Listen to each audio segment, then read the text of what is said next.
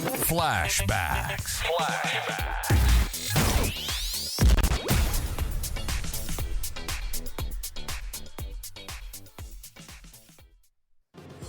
Past players, past legends.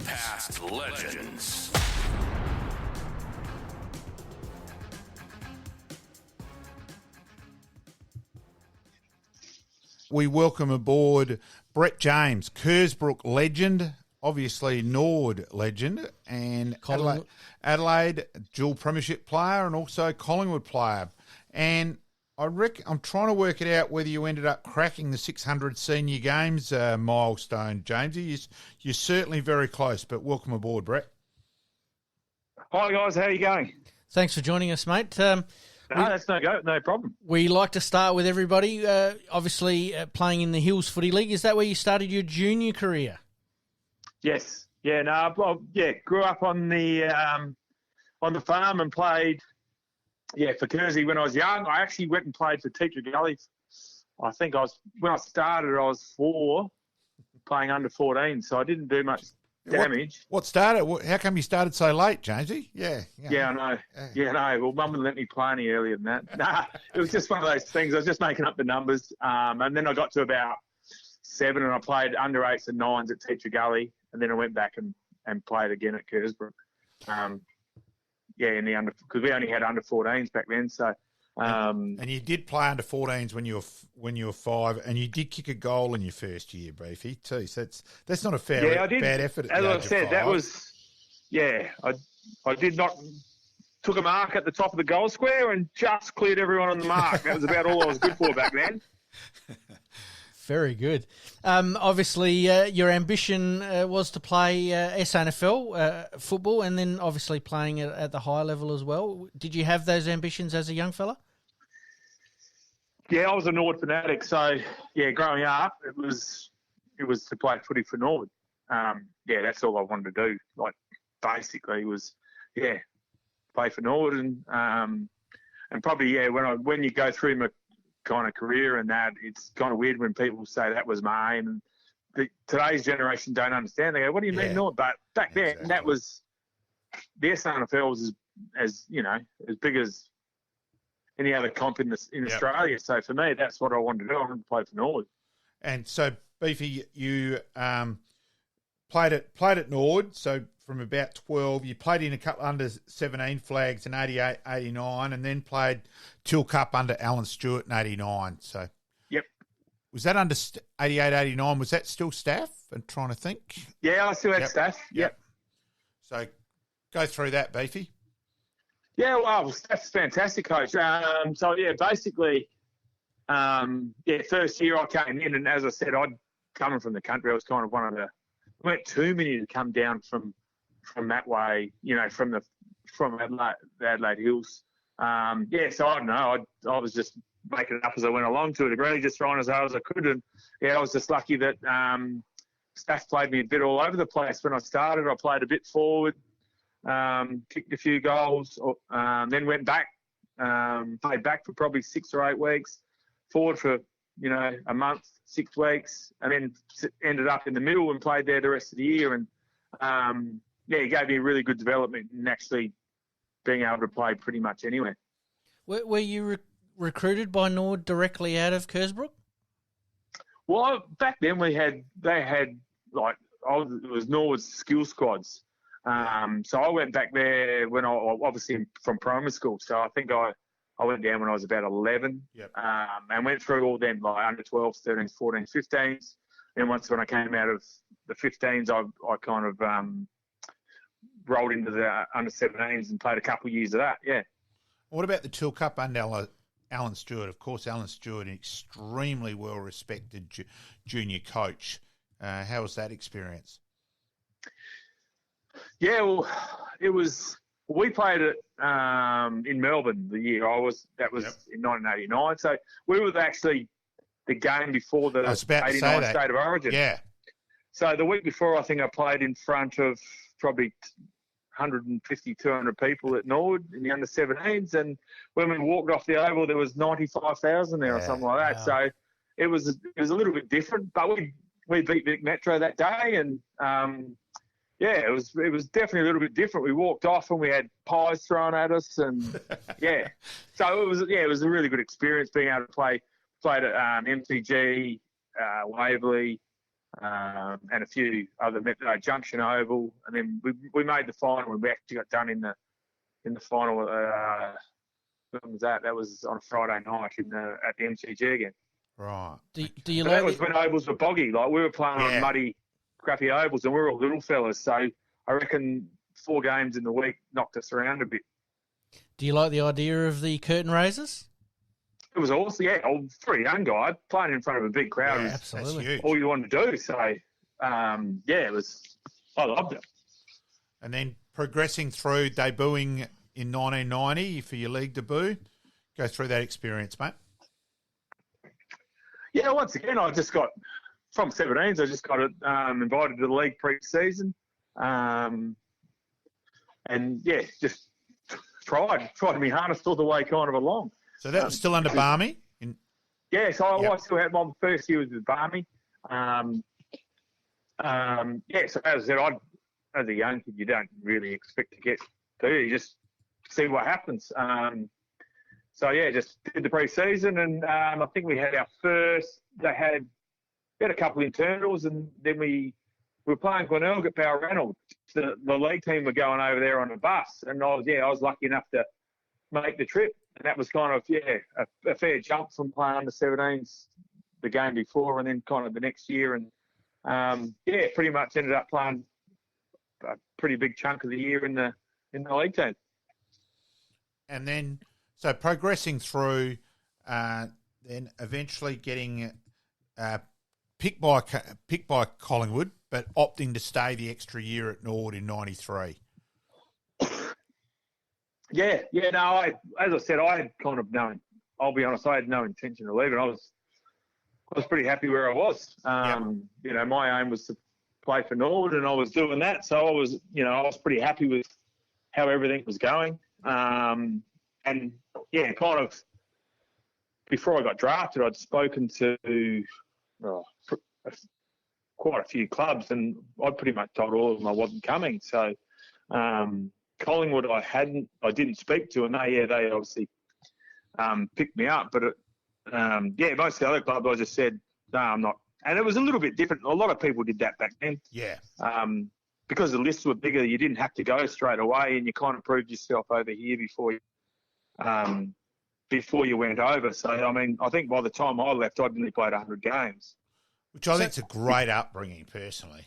So does that mean that you signed a letter of intent with Collingwood, or were you still No, when you get drafted, I think you had to be there for 3 years. Yeah, right. Like you're on their list for 3 years. Right. And if I hadn't gone that year, I think it would have been like, I would have had to be redrafted.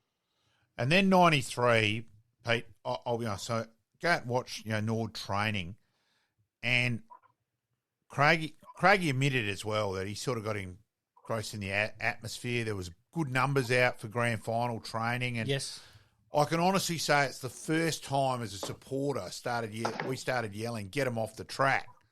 Now, Beefy didn't worry him. I've spoken about it with Brett since, where some of the other senior guys said they were flat in terms of knackered when they started the game. Mm-hmm. Where Beefy said, "Well, yeah, he was happy as a pig in shit. He was kicking the footy, yes, sort of thing." But it wasn't a great day, grand final day. I admit, I think we were in the bar by about 10 minutes of the second quarter, Beefy. I reckon we may have it was a little bit, as I said, it was just one of those days you just don't want to get grand final day where it's windy one quarter and they got to kick with it that first quarter and they kicked 6 or 7, I can't remember what it was. Yeah. It was 6 or 7 to not too much. And when that happens, you kind of, we'd come from the elimination final. Yeah.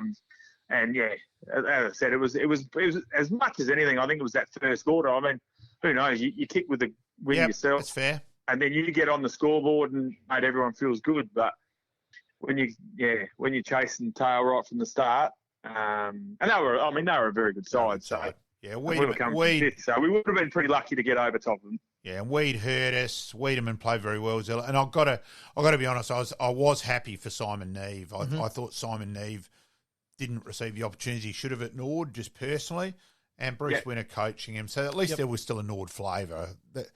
we did drink our sorrows back saying, well, at least a Norwood person had coached the Premiership sides. I do remember actually being at the, what would it be, the northern end, sitting behind the goals and sinking lower and lower into my seat on that day. So I definitely remember that one. And, yeah, you guys did look a little bit flat that day. Yeah, I mean, we were a very young side. When Craigie came in, we were young. He was that 91. He pretty much, to a degree, kept a handful of guys and then pretty much run a heap of young, to boot a lot of young guys, and a lot of guys came and went. And the prelim final was a bloody good game against Port. So, yeah. When we beat Port, yeah. So. Well, I mean, to a degree, I think I'm only going from memory here, but I think every final they were always pretty tight, and we kind of overrun them. Got on top kind of, in the second half in most of them, I think. Yeah, no, that's true. So it was a bloody good effort to make the grand final. But I just still thought we probably went over. And then, so you decided to go to Collingwood, and for the first time out of the family business, of course, the James, fifth generation apple farmers up at Kersbrook. Lovely place too. I've got to be honest. When I drove up to your farm that day, James, you're not that far out of town to be country. Mm-hmm. You're sort of city country, your right country, but you're not that far out. No, that's why I reckon it was great. That's a compliment. You know what I mean? Yeah, I know people that are country, and everyone goes from the country, and I go, I'm a country person, but I'm hardly a country person because in 15 minutes I'm in the suburbs. So, I've got friends from, say, the Eyre Peninsula. They've got a different perspective. They're country. Yes. They're way more country than I am. No. I thought that day going, I thought you've got the best of both worlds. That was my thought process going up, meeting you at the apple farm that day, where I thought this is sensational, and yet we're still, a decent screw pump from town. So I think it's great. So yeah, I was only, as I said, it was never too bad. I mean, when I lived in Melbourne, I think it took me long to get to Collingwood, just in general traffic. Than when I was, it was 35 minutes to get to football training, which is nothing if for the time I lived in Melbourne, that was no worries. Is it a little bit like Geelong? You had the balancing act of obviously being able to come down and play for Norwood in the city, but also head back to the farm on the weekends. Oh no, he was. Yeah, I mean, I think he was closer than that. Yeah, yeah, wow. Yeah. Sorry. What's that? Sorry, I'm saying you were closer than that. It wasn't. You were probably from your place to Norwood would have been 30, only just over half an hour, wouldn't it? Basically. Yeah, no, 35. I'd get there in about 35. Yeah. Yeah. So. Yeah, so as I said, it was never. Yeah, like I said, when people used to say, "Oh, you drive all that way," like a lot of people, went. And plus, when you are in the country, you kind of get used to like driving's not really an issue because you have to do it. Yeah. So no, it was never that far, and I always, as I said, like playing footy, you go anywhere to play footy. So as I said, I was I think I was lucky to get drafted, picked by Norwood because I think they only changed the boundaries a couple of years before I kind of came through. We were West Torrens before that. So that's true. Yeah. And then when you went to Collingwood, you worked at Vic Park as a curator. So that was something different? Yeah, I really enjoyed that. So they had a district cricket team there. And they often used to have, or back then they'd have some state under 21, games there and that type, and second 11 type stuff. So, yeah, I used to look after practice wickets and the main wicket, and obviously during the football season, look after the oval and all that. But it was really good fun. I actually really enjoyed doing that. And you were a pretty settled member of the side under Lee Matthews as well. Yeah. Yeah. No, I think Lee was kind of had a grooming me and had a spot, and I was gradually taking more responsibility. Like the first year, I went over there. I had really bad. I'd done all the ligaments in my feet for most of that end of '93. So I actually hadn't done too much. Well, I'd done nothing when I went over there. So my fitness was way behind where it probably should have been. So it took me kind of the first year to get everything kind of heading in the right direction. And then by the second year, most of the time I'd play a little bit, and then I'd play the second half on the ball. So I think he knew I could play around the footy. And I think he was just, gradually building me up to where I could handle more time on the ball.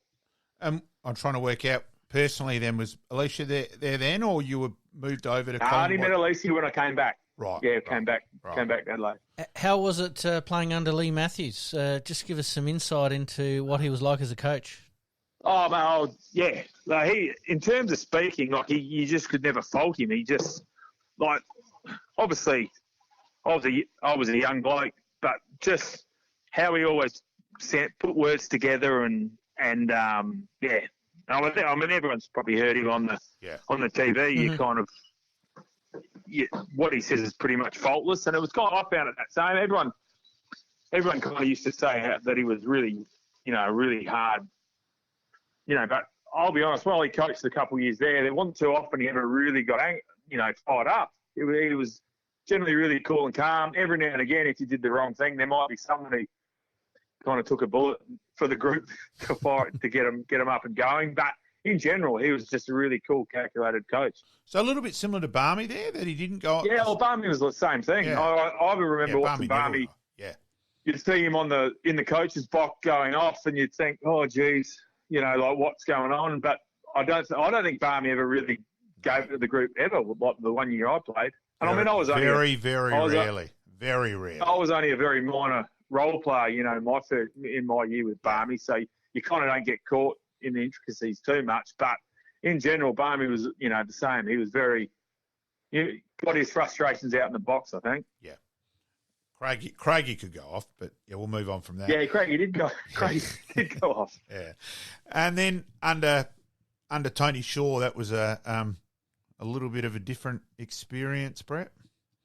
Yeah, I think it was kind of one of those things, like Shaw he came in and he had a lot of ideas and plans, and I kind of knew by about round 2 or 3, I wasn't probably going to go. As I said, Lee, I knew where I was going, and whereas I think Shorey, I remember we'd played the practice games, and I'd been kind of in our better players for all of them, and I missed round 1, and I kind of couldn't work it out.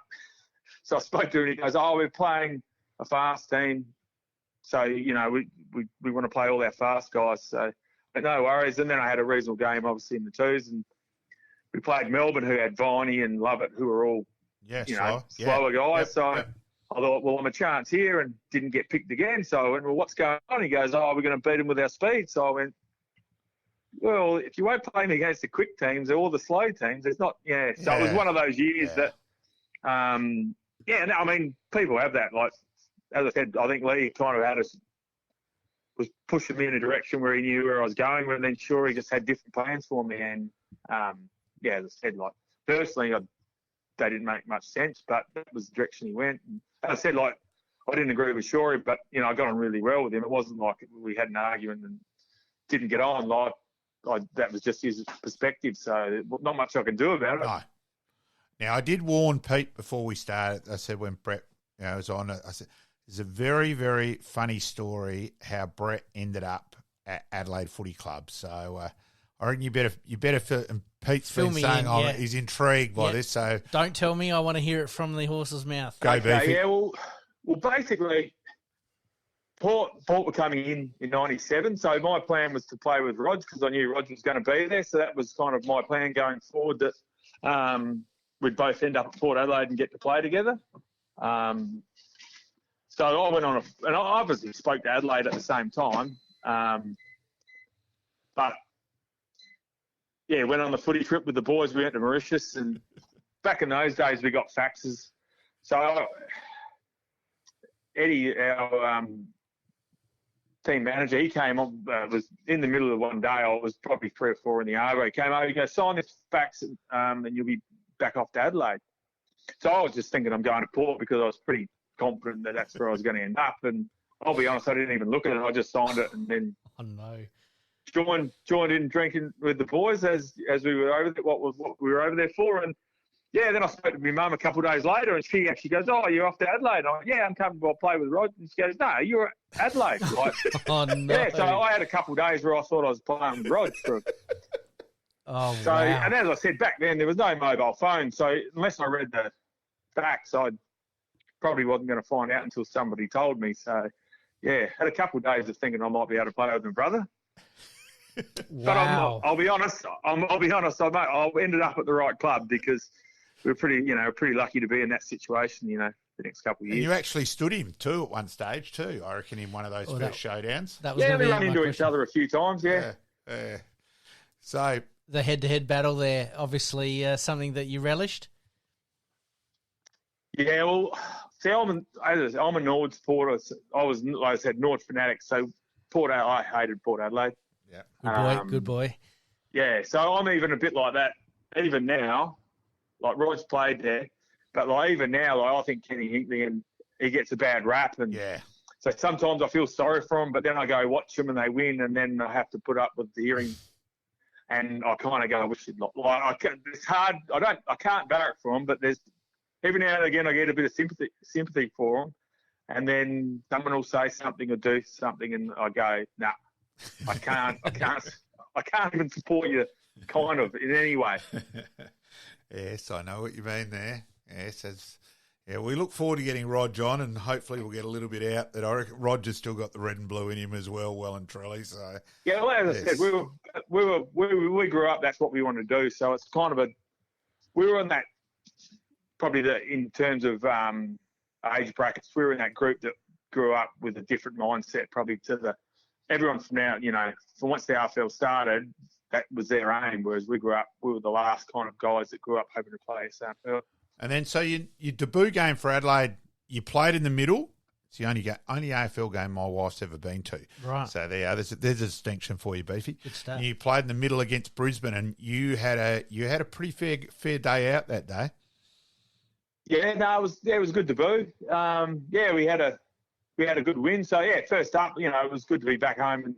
And as I said, probably every year, obviously, my name was Beefy.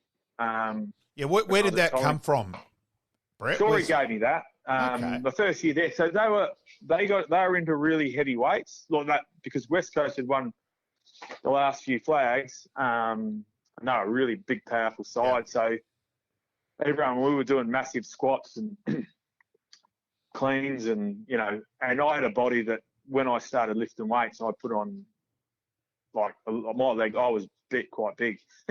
So that I got beefy. And as I said, I probably did 6 months of weights, and then I don't think I hardly ever touched the heavy weight again because, I just had one of them bodies that, I bulked up a little bit too much and the game was probably in a changeover where it was, swinging back to being able to run a little bit more. So, so I played, I think I was 88, 89 my first year at Collingwood at times. And like when I finished at Adelaide, I was at 75, 76. So, it took me 2-3 years to kind of, because while you're training, it's hard to actually drop weight while you're still, you're still doing things. So it took me 2 or 3 years to get my body where it probably needed to be. So, that was probably like my first year at Adelaide. That's obviously the fittest I'd been. I probably went, 89 back to 84. By my third year, I was back to probably 80, 81, and then I kind of got back to that 77, 78, and every now and again I'd shed a bit more and get back to that 75, 76. Was Neil Craig there as fitness conditioning? Yeah, that was Craig's first year with the running. And as I said, I mean, when I first went over to Collingwood, everyone went, be an AFL pre-season will be hard. But I'd had Craigie. Yeah. So I went to Collingwood and it was actually easier than what Craigie. Like Craigie used to flog us. We used to run non-stop. Yep. Wow. So the Collingwood one, obviously the weights was a bit different. I'd never done that heavy weights. But in terms of running, excuse me, running was, Craigie used to flog us. So running wasn't an issue, See, Craigie himself. See, Craigie, we covered this a little bit earlier on a couple other previous guests, but Craigie and Phil Carman used to train up at the Hockey Oval when Kensington Cricket Club were playing in summer. They were the two fittest footballers in Australia. They were miles fitter than anyone in Victoria. Phil Carman, they reckon he could have medalled in the decathlon as a decathlon, and Craigie was incredible as well. So, Craigie, his first year coaching Norwood, like he retired. He played at North and retired the year before, and then he came out and he was coaching, and he still do all the running. Like I'll be honest, he used to flog me. I was miles behind him. Yeah, he's an incredible athlete. So you came through. So in 90, I still say Malcolm Blight's coaching in 97 after the Crows had lost that first showdown, just to write 18 up on the whiteboard, is one of the greatest ever coaching tactical mind games to have done. Guys, it's not the end of the world. There's 18 games to go. And it's, Sean Wren came back the next week and it really worked. Oh, Blighty was just good because he knew every facet of football, and I think it's rare probably that you get you get a coach that everyone actually just believes. You go, Blighty knows what he's talking about. So whatever he says kind of goes.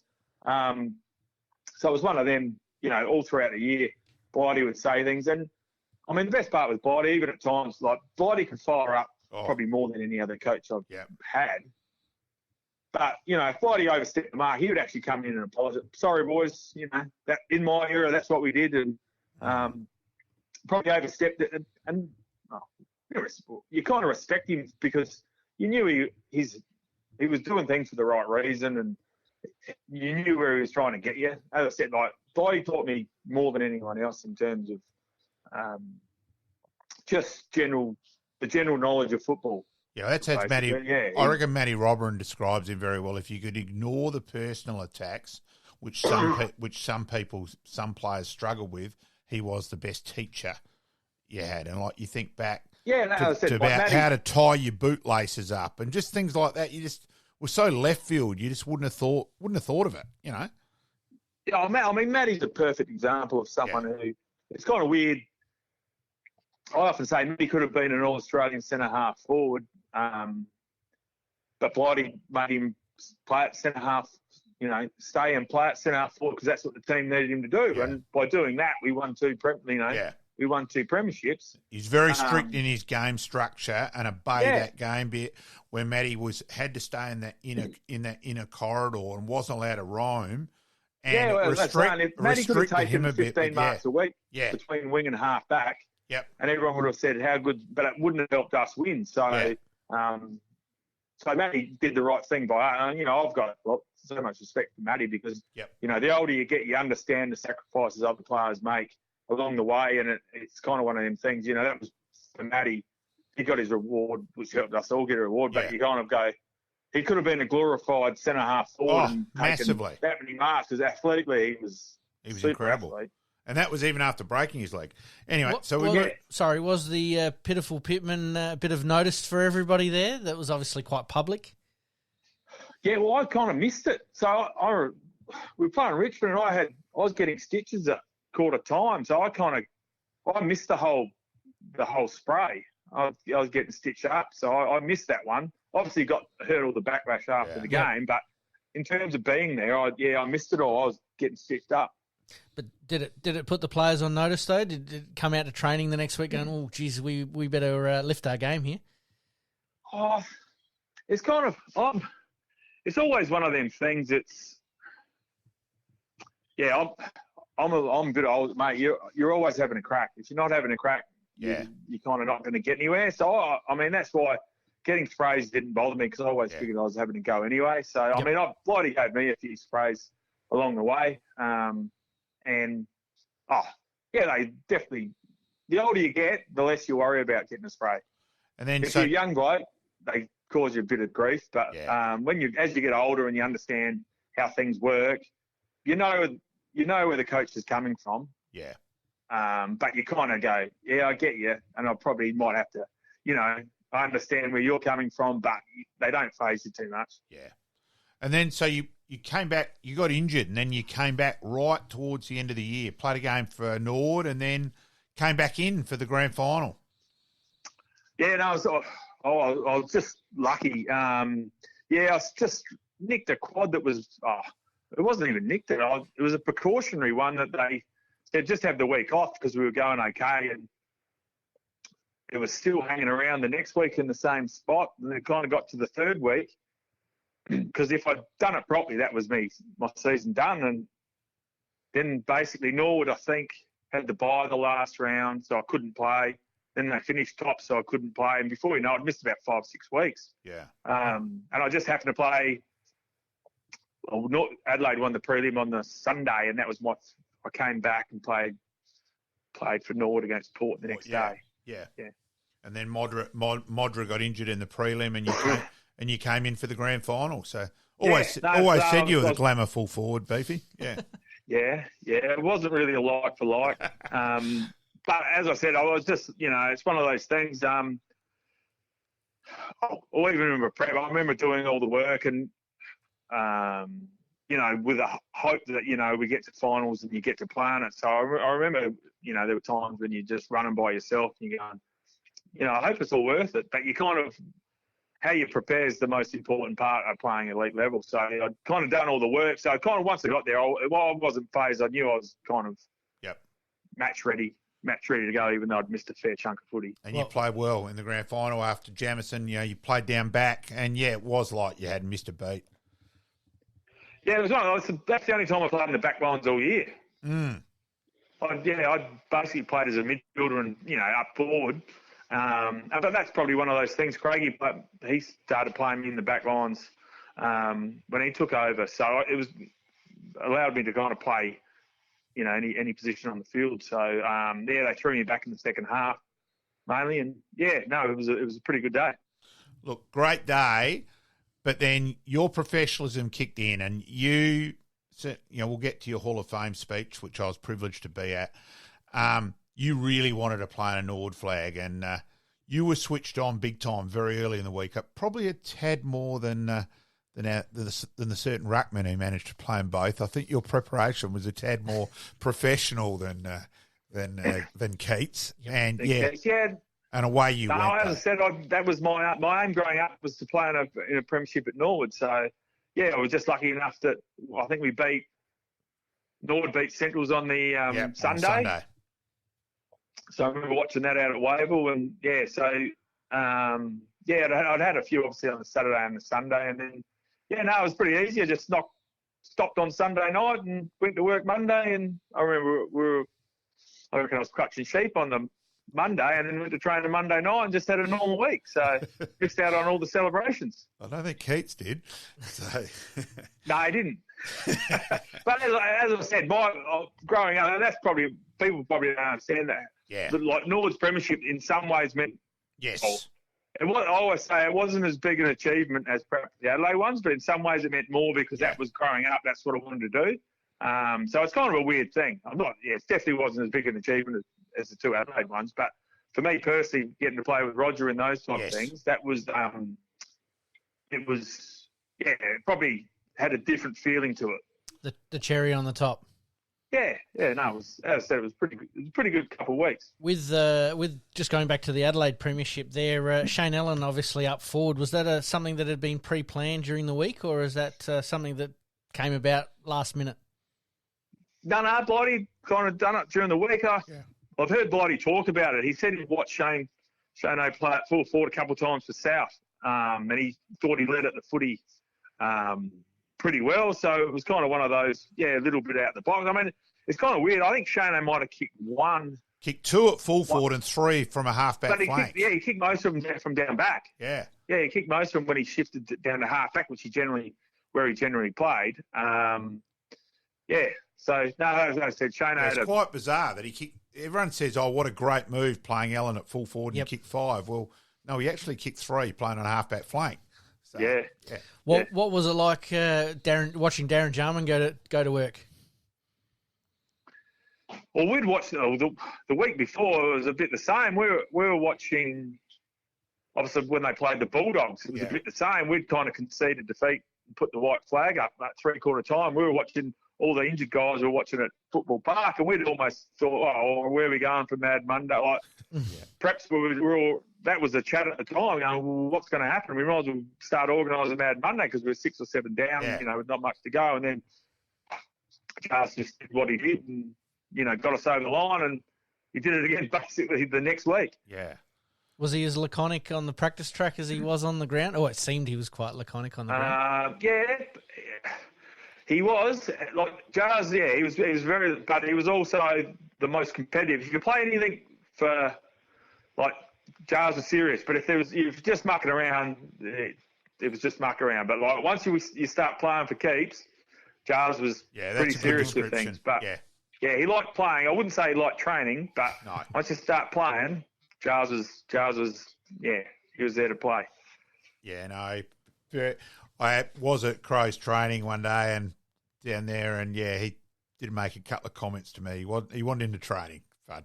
So he's one of the few people that could probably have that attitude. You know, like us average guys. If we went out there with that attitude, we wouldn't be even close. His ability was just ridiculous. Isn't it amazing that Blighty had the same sort of relationship with Darren Jarman as he did with Gary Ablett Senior? Yeah, about the training. Extent. It's just amazing that he allowed that to happen the way it evolved, and those guys got the best out of themselves. I mean, Fudd did everything. Yep. Yes. Exactly. Didn't really like. He just did what he had to do. Yep.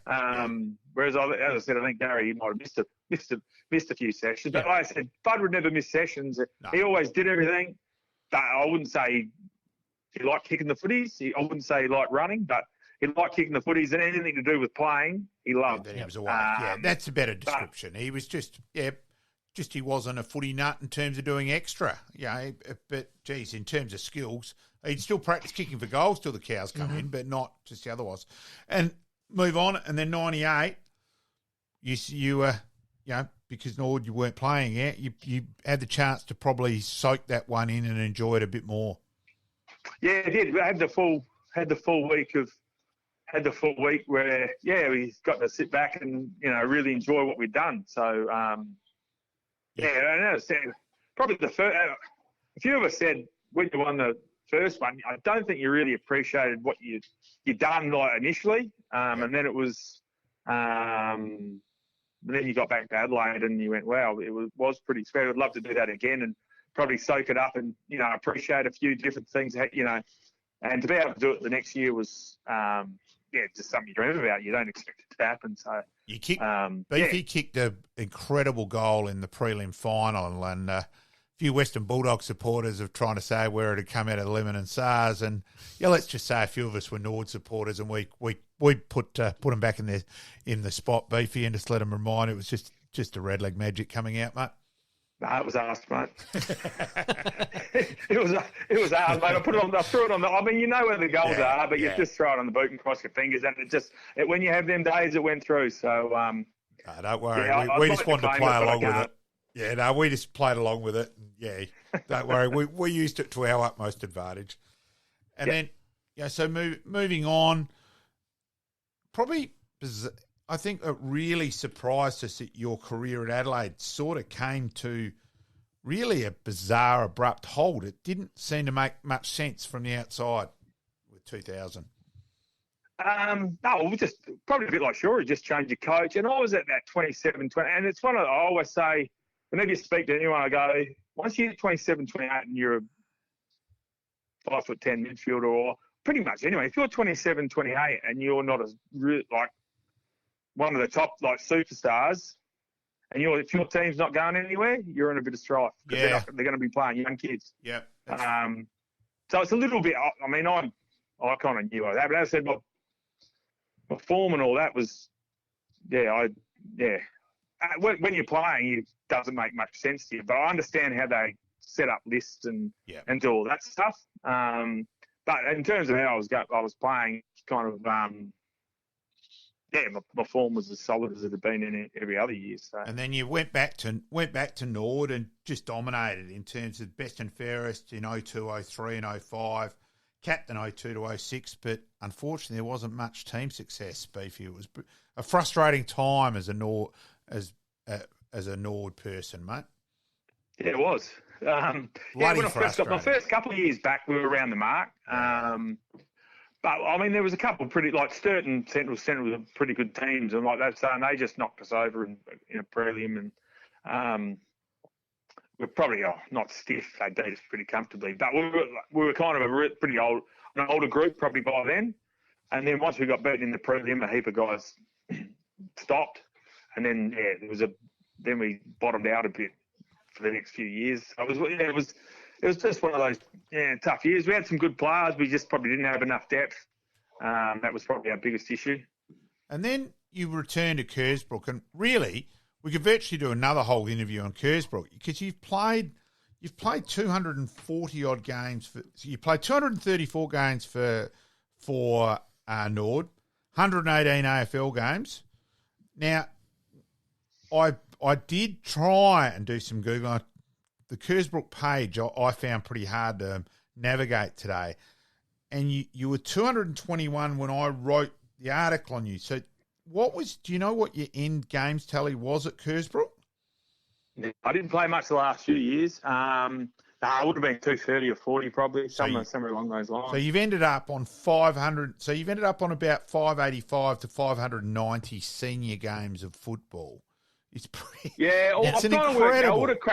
I would have cracked 600 because I probably played, I played a bit of reserves at Collingwood and And my first year I played 7 or 8 games into it. So yeah, I would have cracked 600 easy enough. Now there's probably another 2 that we've got to add to that. You were involved in the 1998 State of Origin and 1990 State of Origin teams. Yeah, personally, they're probably I kind of hold them up as my personal biggest achievements that I had, like making those 2 teams. Once again, when you're a young kid growing up, and in the 80s, you go, gee, I want to be able to play a State of Origin. So to be able to do that for a couple of times, personally, as a milestone for something that I was aiming at, to tick those off was a pretty big highlight for me. Who was your favourite player to play with in those State of Origin years, say in 1998? Because obviously you get to play with a few players from other clubs. Who was the one that stood out for you? Well, it's kind of weird because Craig Bradley was a Port player, so you know how you go, he can't be a good bloke. Yep. He was and he was an old veteran, and I'd played on him and he just run non-stop. And to chat to him, he was the nicest bloke ever. So I always say, out of all he was fantastic to talk to. Yep. Now, back on the Kersbrook, so 5 flags, is that correct, Beefy? Yep. So 5 flags, 15 years. So as I said, 240 odd games. And the James with Paul kicked a lot of goals as well, and of course Roger kicked 20 odd one game as well. So it was a real James family and a family. Obviously you're involved as the 5th generation apple farm there, huge part of Kersbrook. So that obviously meant just a hell of a lot as well. And I really wanted to emphasise that because in terms of how much the Kersbrook Footy Club means to the James family. Yeah, well, we were lucky enough that when we left, to a degree left, stopped playing there. I think my last game for Kersey was, what was it, under 7. I was 14, I think, when I left, and then started playing at Norwood, the next year. So I didn't go back. I played my first game, so I think A-grade game for Kersey when I was 35 or heading towards 36 that year or something. So, I always said I was going to go back. It just took longer than I thought. Probably when I left as a 15-year-old, I didn't think it would take that long to get back. But, I had a lot of fun along the way and, got back and, just enjoyed being at it. You play footy because it's good fun and you get to spend time with your mates. So I kind of got to do that at the end.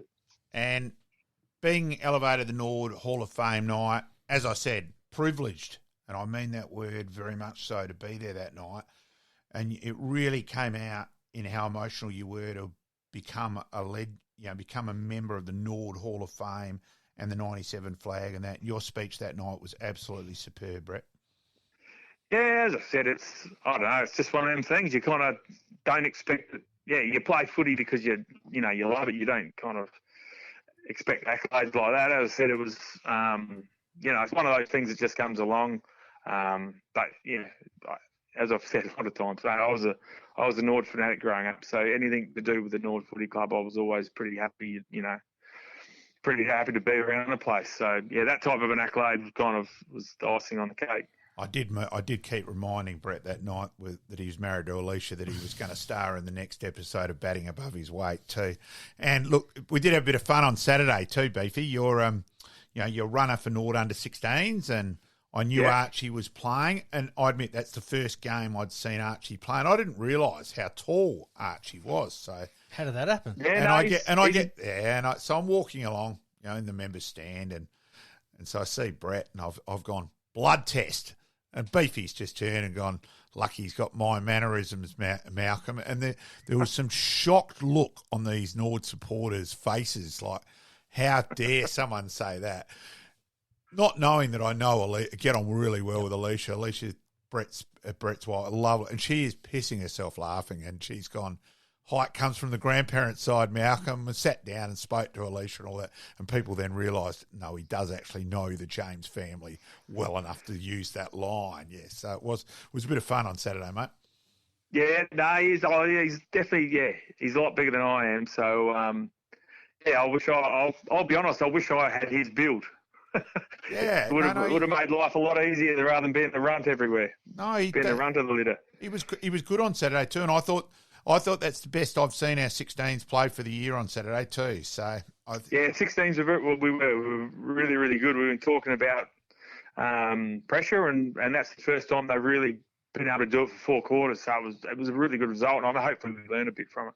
And now we just got to wait and see with the college changeover. So there's probably be 10 or so changes to the sides this week, at least. So the next few weeks, things change a bit, Mate, we'll get you out of here on this one. I've done my homework on some of your coaches that you've been involved with, and boy, oh boy, it's a star-studded lineup. Neil Craig, Russell Ebert, Graham Corns, Tony Shaw, Lee Matthews, Neil Baum, and Malcolm Blight. That's a pretty fair resume, mate. Yeah, I think, I've made the SA Hall of Fame, and that was in my speech. That's what I actually spoke about. I go, when you kind of grow up, you saw these absolute legends of the SANFL, and to go through it, and I think Barry Robin was the team manager, or not team manager, main selector when I first played for South.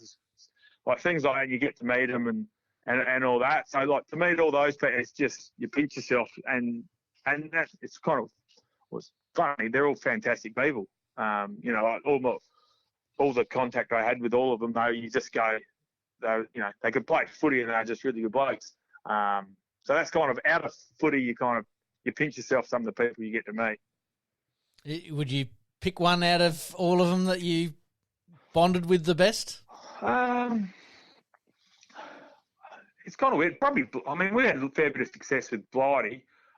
Craigie and Blighty probably taught me the most in regards to footy. I know Rhodey as well. Peter Rhodes should have got better mention there as well. Yep. Yeah, see, because I played obviously the Premiership with him, but I was at Adelaide. I only played. Yeah, that's true. Yeah, a handful. I played 4 games or something.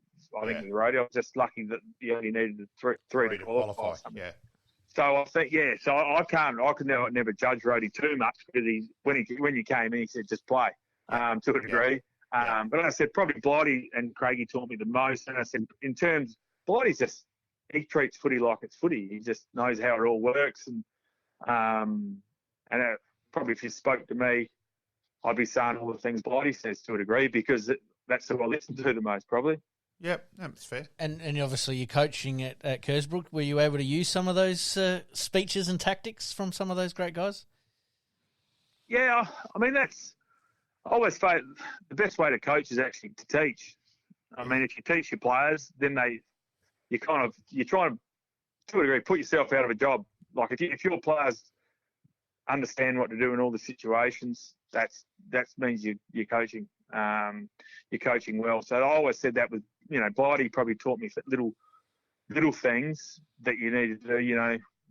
Starting points and all that type of stuff. So that when I coached, I used to do the same thing to my players. I'd be trying to teach them so they actually knew the game. Once you know the game, you kind of understand when it works for you and when it doesn't, and what you're getting wrong. So I think that's probably the best thing Blighty did, because he taught you the game. When things didn't work for you, you kind of knew why. When it did, you kind of could understand why things, and it probably helped you adjust along the way.